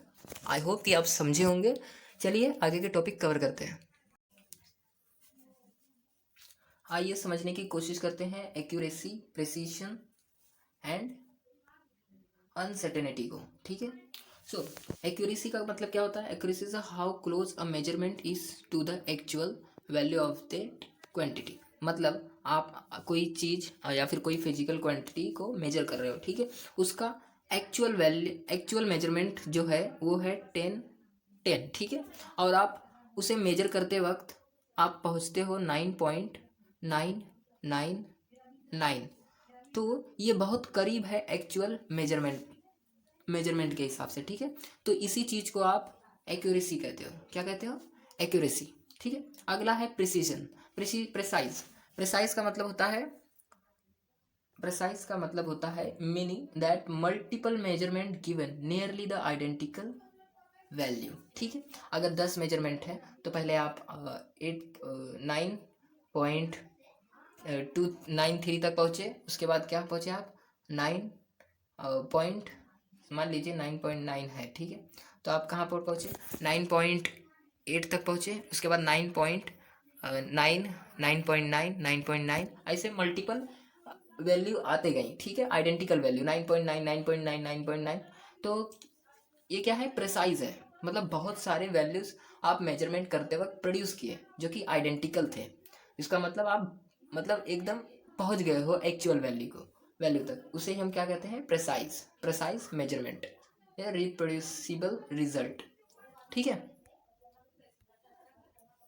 अगला है अनसर्टेनिटी। अनसर्टेनिटी का मतलब होता है कि किसी भी फिजिकल क्वांटिटी को जब आप मेजर करने जाते हो तब उसमें कुछ अनसर्टेनिटी आती है, मतलब आप पूरी तरह से उसे मेजर नहीं कर पाते हो, कहीं ना कहीं उस फाइनल मेजरमेंट के करीब होते हो, लेकिन उस फाइनल मेजरमेंट को फाइंड नहीं कर पाते हो अच्छे से।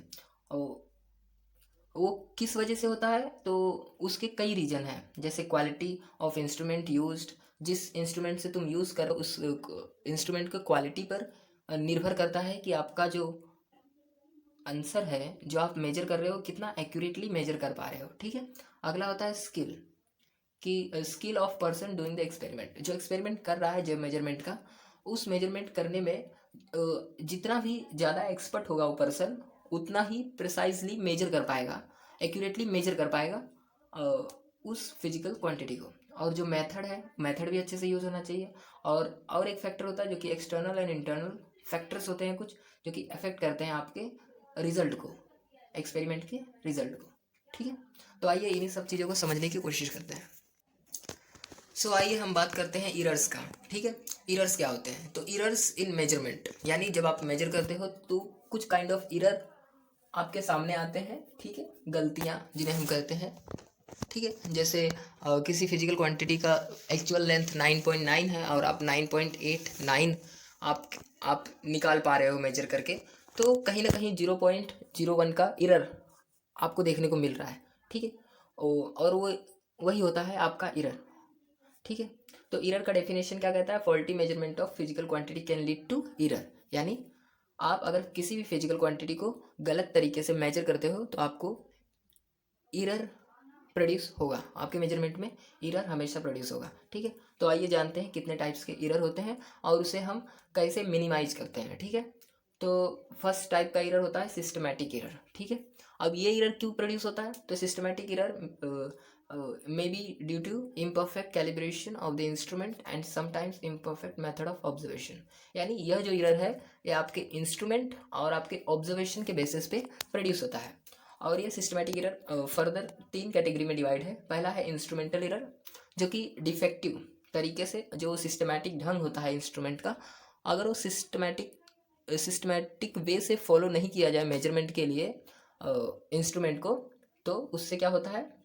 इरर प्रोड्यूस होता है, और इसी इरर को हम क्या कहते हैं? Instrumental error.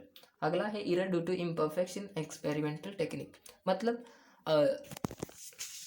इरर प्रोड्यूस होता है कब? जब आप कोई भी फिजिकल क्वांटिटी को मेजर करते हो और उस मेजर करने की जो टेक्निक है उसको आप सही से फॉलो नहीं करते हो, तो क्या होता है? इरर प्रोड्यूस होता है।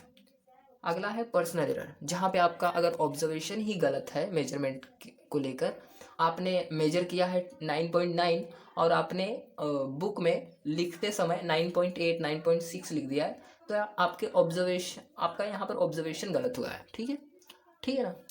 तो उसके थ्रू भी आपको इरर देखने को मिल जाते हैं, ठीक है। अगला है रैंडम इरर, ठीक है। सो रैंडम एरर क्या होता है? रैंडम एरर वह एरर होता है जब आप सिस्टमैटिक एरर को मिनिमाइज कर लेते हो तो रैंडम एरर प्रोड्यूस होता है। ठीक है, उस रैंडम एरर को मिनिमाइज करने के लिए हम कैलकुलेशंस का सहारा लेते हैं, मैथमेटिकल कैलकुलेशन, जिसमें पहला कैलकुलेशन होता है हमारा एरिथमेटिक मीन कैलकुलेट करना। ठीक है, जैसे कोई भी फिजिकल क्वांटिटी है, ठीक है, उसे आप मेजर कर रहे हो और सही से मेजर नहीं कर पा रहे हो, मतलब उस फाइनल वैल्यू जो कि एक्चुअल वैल्यू है वहाँ तक बस पहुँच रहे हो और कभी कभी वहाँ तक पहुँच जा रहे हो, यानी आपको सही मेजर करने के लिए 4 से 5 फिर इससे भी ज़्यादा आपको मेजरमेंट करना पड़ रहा है। ठीक है, तो आपके पास क्या है, आपके पास मल्टीपल वैल्यूज़ हैं। ठीक है, उन सब मल्टीपल वैल्यूज़ को क्या करना है, आपको सभी को प्लस करना है और आपने जितना भी जितने भी परफॉर्म किया है मेजरमेंट, यानी 1 2 3 4 5 मेजर परफॉर्म किया तो 5 से उसे डिवाइड करना है। तो जब फाइनल जो आंसर आएगा तुम्हारा वो कहलाएगा एरिथमेटिक मीन। ठीक है, सो एरिथमेटिक मीन क्या होता है, जितना भी आपने मेजरमेंट लिया है, multiple measurement A1 A2 A3 A4 till AN जितना भी लिया है उतना सबका समेशन करो, यानी सबको प्लस करो और डिवाइड कर दो जितने भी एक्सपेरिमेंट तुमने किए हैं। ठीक है, जैसे आपने अगर 3 वैल्यू फाइंड किया है तो डिवाइड करोगे 3 से, अगर A4 तक किया है आपने, मतलब 4 मेजरमेंट लेके 4 वैल्यू प्रोड्यूस किया है आपने, तो उन चारों को प्लस करके 4 से डिवाइड करोगे, तो इसके थ्रू आपको क्या मिलेगा, एरिथमेटिक मीन। ठीक है, चलिए अगले मैथमेटिकल एक्सप्रेशन की बात करते हैं जो कि होता है एब्सोल्यूट एरर। ठीक है, अब एब्सोल्यूट एरर क्या होता है, एब्सोल्यूट एरर क्या होता है उसे समझने के लिए आपको बताता हूँ मैं। तो जो आपने ए मीन यानी एरिथमेटिक मीन निकाला है ना, जो अभी हमने पहले फॉर्मूले में निकाला एरिथमेटिक मीन, तो अगर आप उसी एरिथमेटिक मीन से आपने जो एक्सपेरिमेंट किए हैं, मतलब A1 A2 A3 A4 dot dot AN इतने जो मेजरमेंट लिए हैं, अगर आपने पहले वाले मेजरमेंट्स को एरिथमेटिक मीन से माइनस कर देते हो और इसका मोड निकालते हो, मोड मतलब अगर ये नेगेटिव में भी आया ना तो उसे हम प्लस में लिखेंगे। ठीक है, सो जो आंसर आएगा ना वो क्या कहलाएगा, इसी वैल्यू का क्या कहलाएगा, एब्सोल्यूट एरर कहलाएगा। ठीक है, क्या कहलाएगा, एब्सोल्यूट एरर, यानी एरिथमेटिक मीन से जिस भी वैल्यू को आप माइनस करोगे उस वैल्यू का क्या कहलाएगा, उसी वैल्यू का एब्सोल्यूट एरर इस पूरे आंसर से तुम्हें मिल जाएगा। ठीक है, अगला है मीन एब्सोल्यूट एरर, ये तो और भी आसान है। ठीक है, जो आपने एब्सोल्यूट एरर निकाला है, क्या निकाला है, एब्सोल्यूट एरर, A1 का एब्सोल्यूट एरर, A2 का एब्सोल्यूट एरर, A3 का एब्सोल्यूट एरर, सबको आप क्या करो, सम कर दो। ठीक है, और उसको डिवाइड कर दो नंबर ऑफ एब्सोल्यूट एरर से, यानी अगर 3 ऑब्जर्वेशन आपने किया है तो आपके पास 3 एब्सोल्यूट एरर आएंगे डिवाइड बाय 3, इन तीनों एब्सोल्यूट एरर का आपको सम निकालना है और डिवाइड कर देना है नंबर ऑफ एब्सोल्यूट एरर से, यानी 3 से। ठीक है, तो आपको क्या मिल जाएगा, पूरे ऑब्जर्वेशन का मीन एब्सोल्यूट एरर आपको मिल जाएगा। ठीक है, अगला है रिलेटिव एरर। रिलेटिव एरर क्या होता है, अब रिलेटिव एरर भी बहुत आसान चीज़ है। रिलेटिव एरर क्या होता है, जो आपका एब्सोल्यूट मीन एरर है उसे आप डिवाइड कर दो किससे, मीन एरर से, तो आपको जो आंसर मिलेगा वो क्या कहलाएगा, रिलेटिव एरर कहलाएगा। क्या कहलाएगा, रिलेटिव एरर। ठीक है, अगला है परसेंटेज एरर, तो ये तो और भी आसान होता है। ये जो 2 रेशियो है, relative arithmetic mean divide by arithmetic mean, इन दो रेशियो के डिवीजन को हम क्या कहते हैं, रिलेटिव एरर, है ना। तो जब रिलेटिव एरर को आप 100 से मल्टीप्लाई कर देते हो तो उसी चीज को हम क्या कहते हैं, परसेंटेज, है ना। अगला है कॉम्बिनेशन ऑफ एरर। ठीक है, अभी कॉम्बिनेशन ऑफ एरर क्या होता है, जैसे आपको एक्यूरेट स्पीड मेजर करना था, लेकिन इसमें क्या है, डिस्टेंस अपॉन टाइम, तो आपको डिस्टेंस मेजर करने में मल्टीपल मेजरमेंट करने पड़ेंगे, टाइम को एक्यूरेटली मेजर करने के लिए मल्टीपल क्या करने पड़ेंगे, मेजरमेंट लेने पड़ेंगे। लेकिन तो जो टाइम का मल्टीपल मेजरमेंट आपने लिया है, डिस्टेंस का मल्टीपल मेजरमेंट लिया है, इन दोनों के एरर को आप मिनिमाइज करते करते करते करते मान लीजिए कि एकदम सही वैल्यू पे आपने थोड़ा सा पहुंच भी गए हो, तो जब इन दोनों को जब डिवाइड करोगे तब भी तो कुछ ना कुछ एरर प्रोड्यूस होगा, है ना। तो उसी एरर को हमें मिनिमाइज करने के लिए हम फर्दर कैलकुलेशन यूज करते हैं, जो कैलकुलेशन हमारा किस पार्ट में आता है, कॉम्बिनेशन ऑफ एरर में आता है, ठीक है। तो उसी चीज को हम समझने की कोशिश करेंगे। The errors from individual measurement, ठीक है। इन ये डी और टी क्या, डिस्टेंस एंड टाइम, ये दोनों क्या है, इंडिविजुअल, मतलब अलग अलग मेजरमेंट को हम निकाले, उसके एरर को कम किए।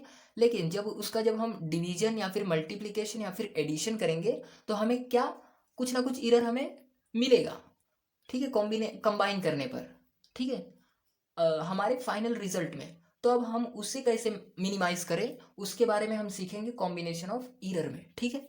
सो आइए स्टार्ट करते हैं। स्टार्ट करते हैं। Error in sum and difference, ठीक है। अगर अगर रुकिए, सब तो मैं ये थोड़ा सा पढ़ लेता हूँ। Suppose two physical quantity A and B have measured value A plus delta A and B plus और माइनस डेल्टा बी। तो डेल्टा और ए और डेल्टा बी क्या है, ठीक है। डेल्टा ए हमारा क्या है, डेल्टा ए हमारा है एब्सोल्यूट एरर ऑफ ए, है ना। और डेल्टा बी क्या है, हमारा एब्सोल्यूट एरर ऑफ बी, ठीक है। तो अगर आप जब आप, ये हमारा क्या है, फाइनल रिजल्ट, ठीक है। लेकिन ये फाइनल रिजल्ट क्या बताएगा, ये हमें बता रहा है कि फाइनल रिजल्ट में आया हुआ एब्सोल्यूट एरर कितना है वो बताएगा। विद द हेल्प ऑफ, आप जो दो फिजिकल क्वांटिटी के एब्सोल्यूट एरर को जब आप प्लस करते हो ना, तो वही आपको बताएगा कि आपका फाइनल रिजल्ट में कितना एब्सोल्यूट एरर प्रोड्यूस हुआ है, ठीक है। आइए इसे डेफिनेशन के माध्यम से समझने की कोशिश करते हैं, ठीक है। सो जैसे यहाँ पर लिखा है, when two quantities are added और सब्सट्रैक्ट। अगर आप दो क्वांटिटी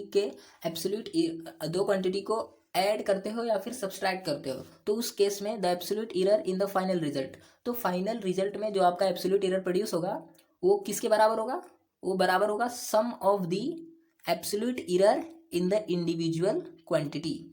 जो ये दो इंडिविजुअल क्वांटिटी है, इनके डेल्टा का मतलब क्या होता है, absolute error of individual value के सम आपका क्या होगा, फाइनल रिजल्ट का एब्सोल्यूट एरर कहलाएगा, ठीक है।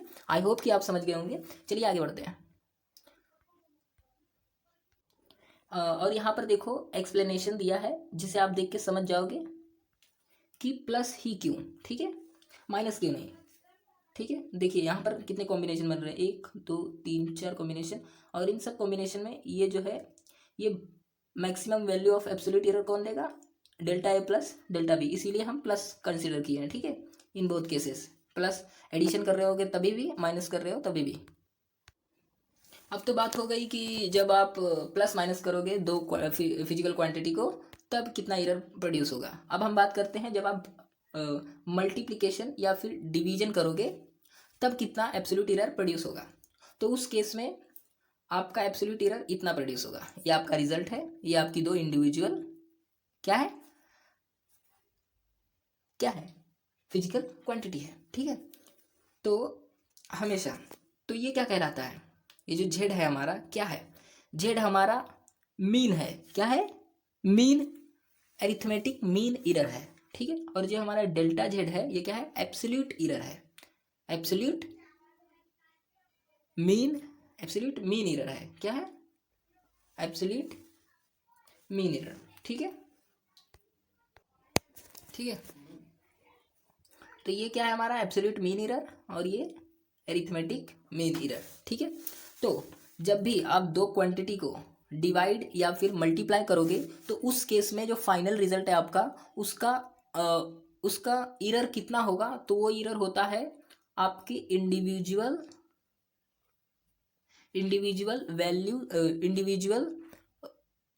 इंडिविजुअल जो क्वांटिटी है आपकी उसका रिलेटिव एरर जब आप ऐड करोगे, सम करोगे, तो जितना भी एरर प्रोड्यूस मतलब जितना भी आंसर आएगा वो आपका फाइनल क्या होगा, फाइनल एरर के बराबर होगा। ठीक है, तो यहाँ पर लिखा है when two quantities are multiply और divided the maximum relative error क्या होगा, in the result is sum of relative error, मतलब इन दोनों के सम ऑफ रिलेटिव एरर। ये क्या है, रिलेटिव एरर है ए का, ये क्या है, रिलेटिव एरर है बी का। दोनों को जब आप प्लस करोगे, जब दोनों को आप प्लस करोगे तो आपको मिलेगा फाइनल रिजल्ट में रिलेटिव एरर। ठीक है, तो आइए समझते हैं कि ये रिलेटिव एरर का एरर कैसे आया। ठीक है, मान लीजिए कि जेड हमारा रिजल्ट है, वो रिजल्ट कैसे आ रहा है, दो फिजिकल क्वांटिटी को मल्टीप्लाई करने पर। ठीक है, तो पहली क्वांटिटी का एरर हम कैसे निकालेंगे, ए प्लस और माइनस डेल्टा ए, जहाँ पर ए क्या है, एरिथमेटिक मीन, और डेल्टा ए क्या है, एब्सोल्यूट एरर। ठीक है, एब्सोल्यूट मीन एरर। ठीक है, वैसे ही हम बी के लिए भी निकाल लेंगे। ठीक है, और जेड के लिए भी निकाल लेंगे, और दोनों को क्या कर देंगे, यहाँ पर लिख देंगे रिजल्ट का, और यहाँ पर क्या रहेगा बी का, यहाँ पर ए का, और दोनों को मल्टीप्लाई में। ठीक है, तो क्या होगा, पहले जो ये एरिथमेटिक मीन है ये पूरे इससे मल्टीप्लाई होगा पूरे ब्रैकेट से, उसके बाद क्या होगा, ये प्लस माइनस यहाँ पर लिखेंगे हम। ठीक है, उसके बाद ये डेल्टा ए, जो कि डेल्टा ए पूरे ब्रैकेट से मल्टीप्लाई होगा, और फाइनल आंसर हमारा ये आएगा। ठीक है, अब इस केस में हम क्या करेंगे, इस केस में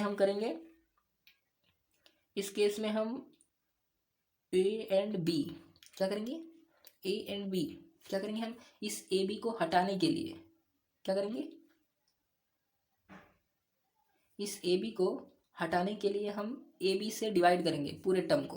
तो क्या हो जाएगा, ए बी कैंसिल होगा तो 1 आएगा, ए कैंसिल होगा, बी बचेगा, तो डेल्टा बी डेल्टा है ना, और ऐसा हमें पूरा इक्वेशन मिल जाएगा। ठीक है, और इसको फर्दर हम क्या करेंगे, delta A divide by A क्या हो, delta A divide by A, delta B divide by B क्या होगा, बहुत स्मॉल होगा, है ना, क्या होगा, बहुत स्मॉल होगा। तो ये जो दो क्वांटिटी है इसको हम क्या कर देंगे, नेग्लेक्ट, क्या कर देंगे, नेग्लेक्ट। तो हमारे पास कितना टर्म बचेगा, इतना टर्म बचेंगे, कितने टर्म बचेंगे, हमारे पास बस इतने टर्म बचेंगे, और आगे चल के ये जो एक है ये आपस में कैंसिल हो जाएंगे इक्वल टू क्रॉस करके। ठीक है, तो हमारे पास आंसर क्या बचेगा, ये बचेगा प्लस ये बचेगा, जो कि है हमारा ये, जो कि अभी हम समझ चुके हैं। चलिए आगे बढ़ते हैं। अब अगर क्वांटिटी मल्टीप्लाई होते जाती है खुद, मतलब अगर दो क्वांटिटी है, दो क्वांटिटी को आप मल्टीप्लाई करते हो और दोनों क्वांटिटी पावर में है, ठीक है, Q इंटू आर।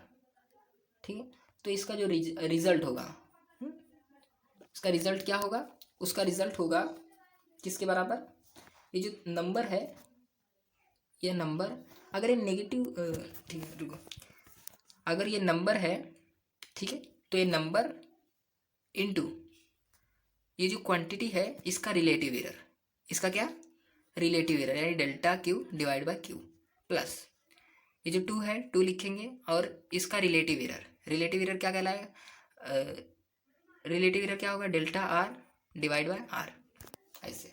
ठीक है, जैसे कि आप देख सकते हो यहाँ पर z equals to A raise to P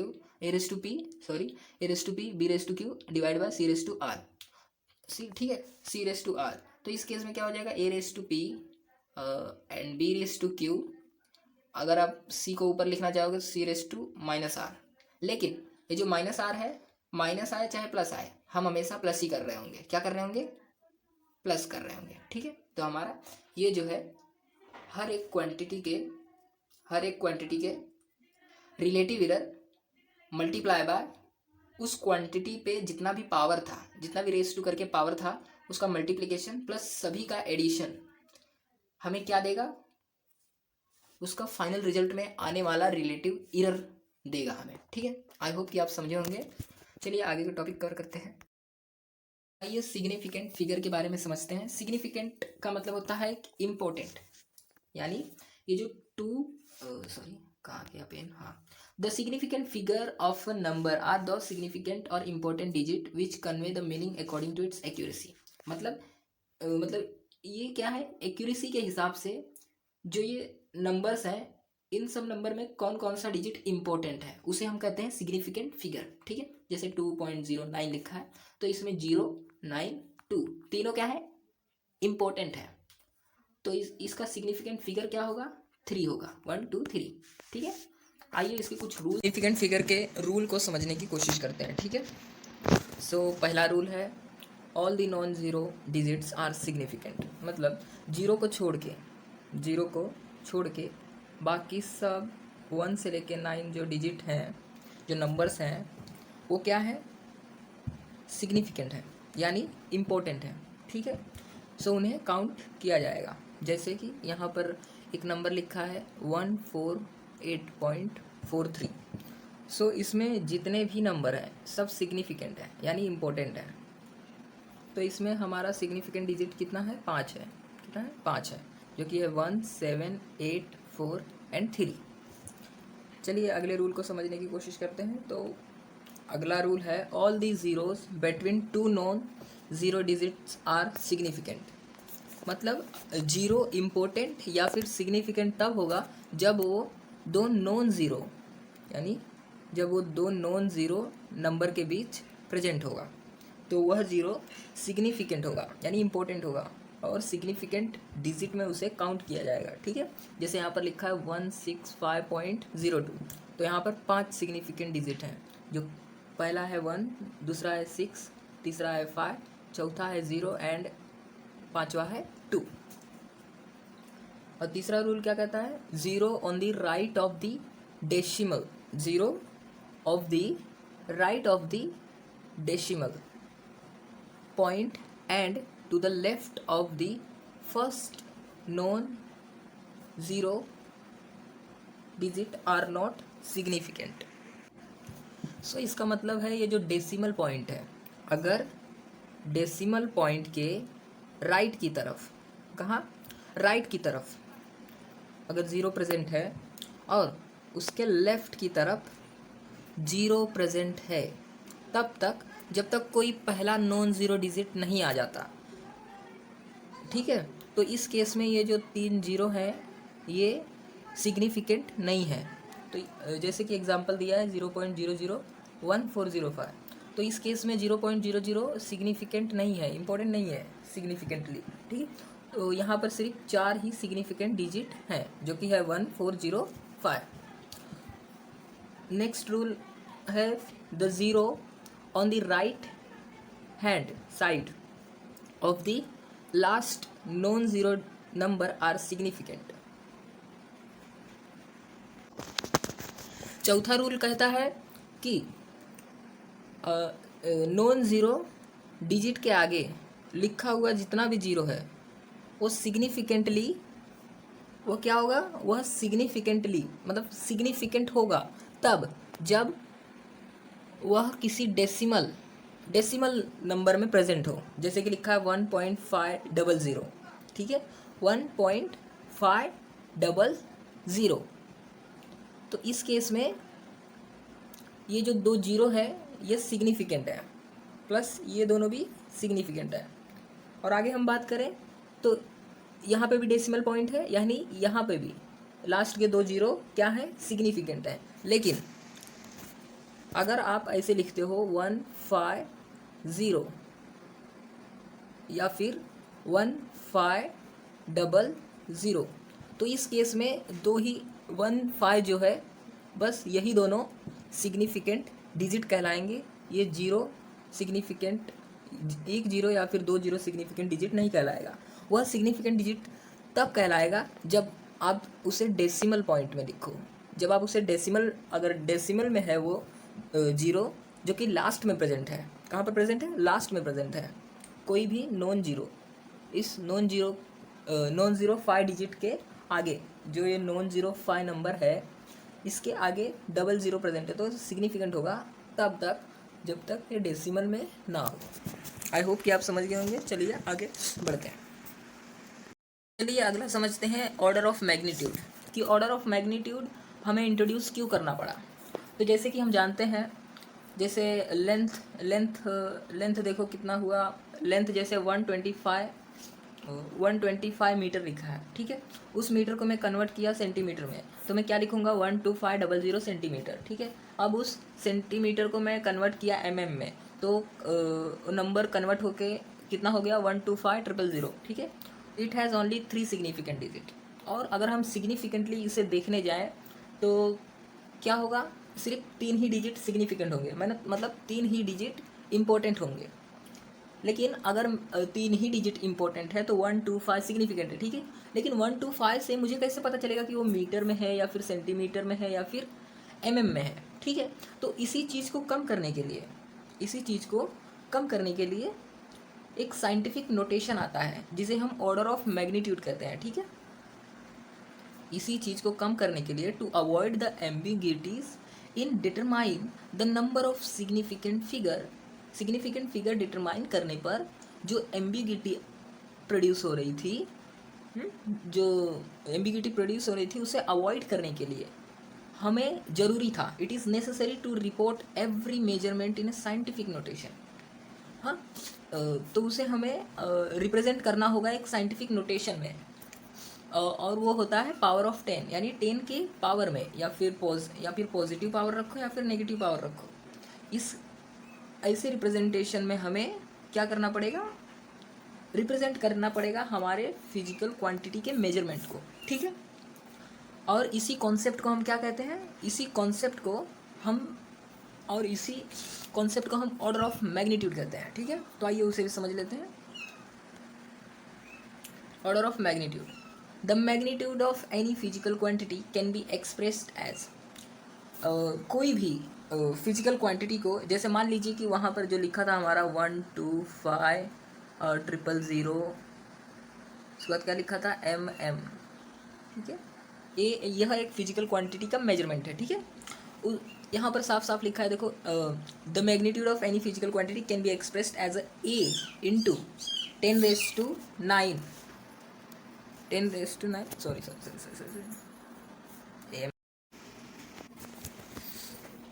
तो आइए समझते हैं order of magnitude. Order of magnitude कुछ भी नहीं है, यह एक रिप्रेजेंटेशन है किसी भी फिजिकल क्वांटिटी के मेजरमेंट को रिप्रेजेंट करने का, जिसे आप रिप्रेजेंट करोगे in the form of A multiply by 10⁻n, ठीक है।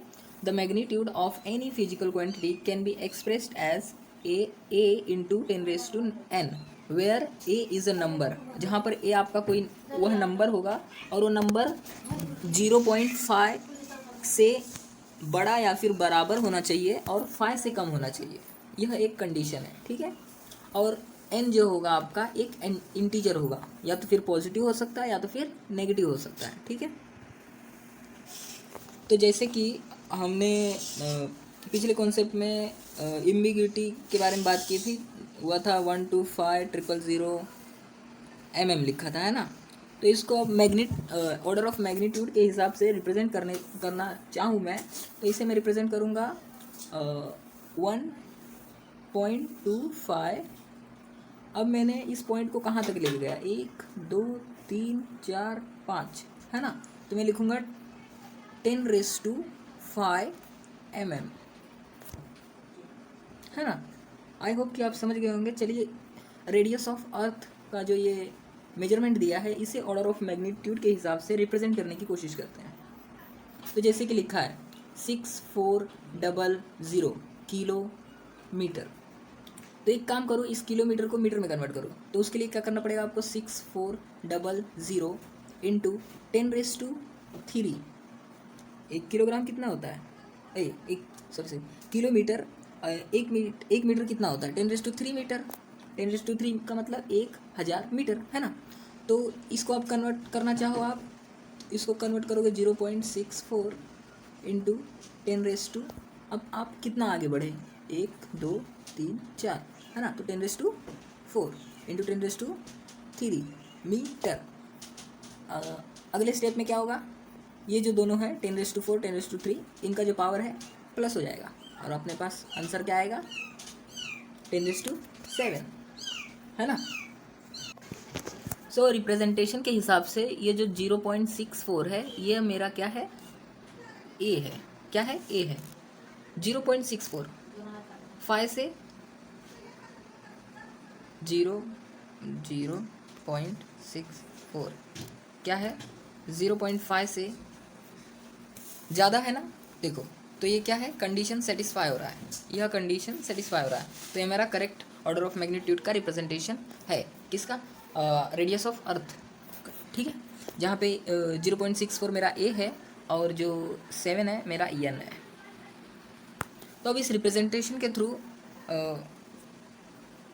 मैं बता सकता हूँ ऑर्डर ऑफ मैग्नीट्यूड क्या है। तो इसके थ्रू आप बता सकते हो ऑर्डर ऑफ मैग्नीट्यूड आपका 7 है और आपका जो सिग्निफिकेंट फिगर है वो है 2, जो कि 64 है। ठीक है, आई होप कि आप समझे होंगे। ठीक है, देखिए इस प्रकार यह ऑर्डर ऑफ मैग्नीट्यूड हमने फाइंड किया था। इसके यहाँ पे मैंने स्टेप्स दिखाए हैं।